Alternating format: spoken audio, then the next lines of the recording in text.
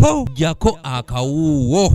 Ttimu y'abawala ezannya omupiira ogw'ebigere eya Lady Doves nga be bannantamegwa ba liigi y'abakyala wano mu Uganda olunaku olwaleero banjudde enteekateeka zaabwe okwolekera eggwanga lya Kenya okwetaba mu mpaka za Sekafa Women Club Championship ezitandika ng'ennaku z'omwezi 28 omwezi guno. Omutendesi wa Lady Doves Fred Musime alangiridde abazannyi 22 nga bano be bagenda okutambula ne ttiimu era nga balina okulonda mu ttiimu ezannya.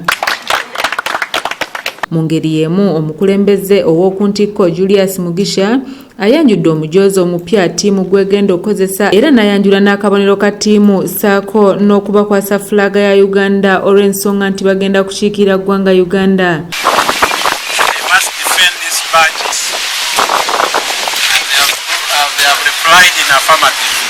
Bano singa bakola bulungi mu mpaka zino eza Sekafa bakwewangulira ekifo mu mpaka eza CAF Women Club Champions League eza Africa. Teni wa Lady Doves Deize Nakaziro aweze okukola obulungi olw'ensonga nti beeteeseteese bulungi. Tukoze ekimala ne bakoches batuwadde ekisobozi ebbanga etubadde mu kambi bali musambi yeetegese era tugetegefu kugenda okubitinga e Nairobi. Ate ye ssentebe wa kilabu Julius Mugisha agamba nti tewali kiyinza kubalemesa era nga basuubira okufuna ekifo ekyokumwanja ennyo mu mpaka za Africa. Ekilabu yeetegese bulungi emumativu